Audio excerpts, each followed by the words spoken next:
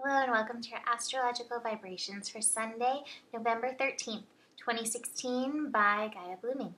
I am Mimi and our energy mantra for today is out beyond ideas of wrongdoing and right doing. There is a field and I'll meet you there.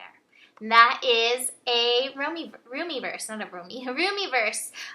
our energy mantra for today. And I'm going to actually dive in talking about the full moon that we're building to. So the full moon is coming tomorrow morning, 5:52 a.m. Pacific time. So early in the day, which means today, this evening, we're going to be feeling the power of this moon. And this moon is a particularly strong moon. It is a supermoon. When we have supermoons, that means the moon is closer than usual to the Earth.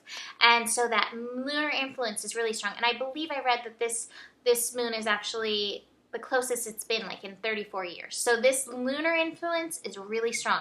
And we have to be clear, when it's lunar influence, it brings out the Looney Tunes in all of us. Lunar energy tunes us into our emotions. And the emotional energy is one that we have not necessarily mastered as humans. We are still stuck in, well, do I repress it, or do I completely express it and, cry a river on everybody? We don't know how to find the balance in our lunar energy. And so when the full moon happens, and especially when it's this full moon energy, there is a tendency, like the moon showing her full self, for ourselves, these parts that have been hidden, to come up and out. And this is especially potent in this supermoon energy.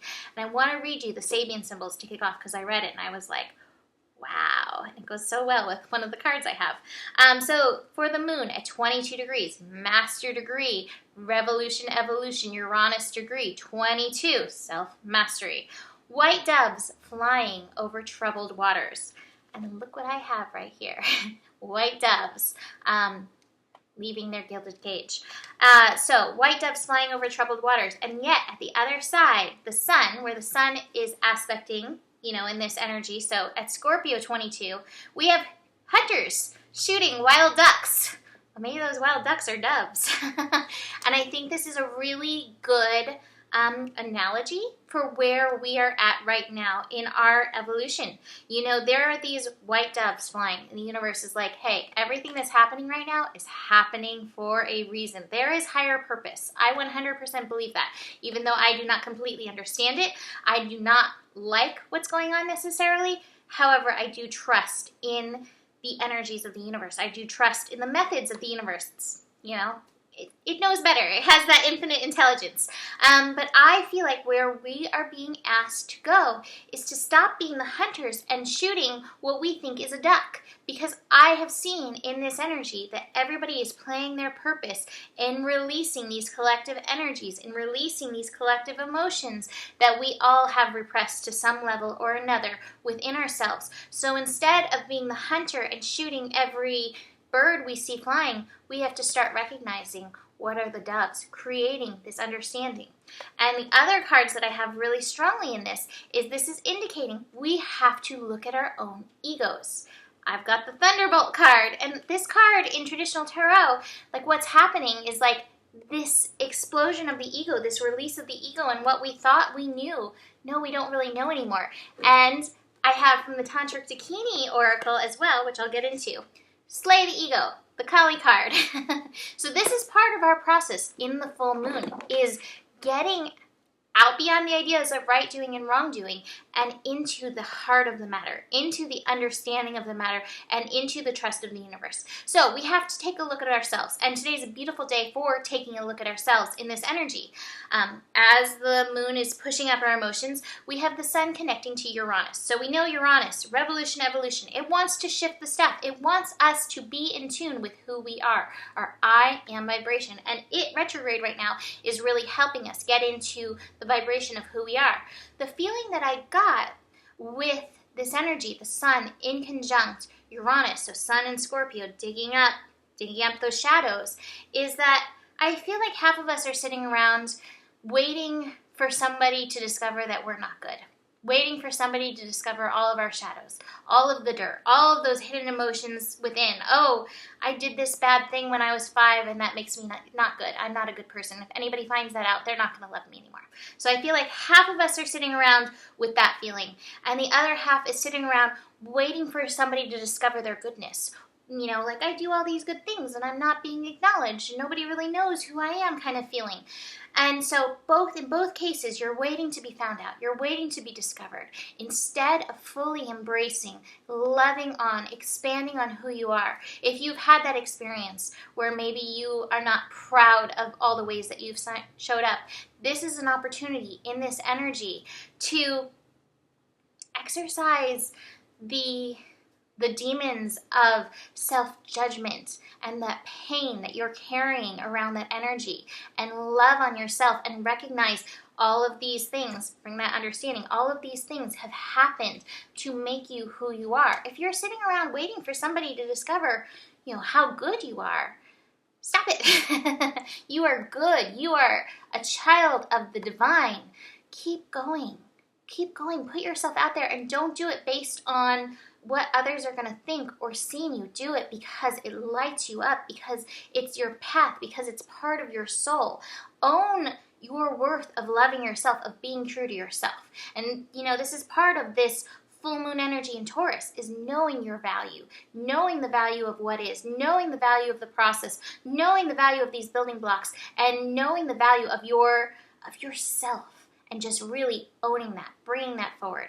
What I love is that this moon is meeting up with Neptune and Pluto today. So Neptune brings that element of forgiveness. It brings that element of oneness.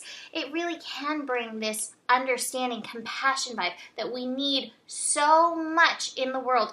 Everybody in the world needs it. Even if you don't like that person, even if you don't agree with that person, everybody's playing their part. And it's part of the evolution of consciousness to hold kindness and compassion and love and light for everybody, even the really, even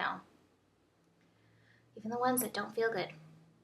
There's a part of you in them. There is a vibration of you. We are all one. As hard as it may be. I kind of feel this way. This card's really perfect for this compromise card.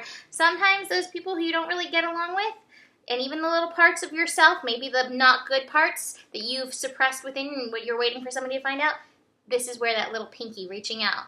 Okay, I see this. And this card, this compromise card, is about kindness and gentleness, holding that vibration. The moon connecting to Pluto, this is a trine, this is, an easy connection. However, anytime Pluto's involved, it's not necessarily easy. And so Pluto may be showing us some of that shadow stuff in ourselves, or in others, that may vibrate with parts of ourselves that needs to be looked at. Honor those parts. Stop suppressing it. Recognizing what they have taught you. Sometimes some of us have gone through those shadowy energies, through these painful things, these things that we're not proud of, in order to reach this new higher vibration, this new higher consciousness. We don't all get here through sunshine and rainbows. Some people really go through the muck, and there is honor in that. And I honor you if you are somebody who's moved through the muck to get to this point of light in your life. And I ask you to do the same for yourself, to stop tearing yourself apart about your past. That's what it was, your past. There were lessons. Who are you now? Can you cultivate this understanding for yourself now? This may require some breakdown. I'm going to bring out this ego card now because this card is so powerful. Slay the ego. And this card does represent Kali. Let's see, it says, she is known as Kalaratri, the night of destruction. The end of the world, which is necessary before a new world can be created. You must go through this process to some degree. For a lot of people, this is like Saturn return or Pluto energies within us, in order to slay that ego, to really be the new world that you are. And it says, forsake the particularization of self for participation in the universal dance of life. Dissolve the veil which separates the self from the one divine unity. With courage and insight, cut through the bondage of the ego. Renounce all that impedes progress. Break with habits and habit-forming thoughts. Self-surrender, leading to personal transformation. This is such a powerful card. This is such powerful energy. You've just got to be willing to go there, and you've got to see the worth in it. Also, what I love about this energy that goes really strongly with that Kali energy is that the sun is connecting to the true Lilith today. True Black Moon Lilith, 22 degrees, evolution, revolution, shift degree, and Lilith is willing to be one unto herself. She is willing to hold herself accountable and honorable for her life path, for being true to and one unto herself. So this is your opportunity in this energy to step up in your Lilith energy and really honor this process. And I decided to pull a Rumi card, and because it's going so long, I'm not going to read the whole Rumi poem, but I'll post it in the thing.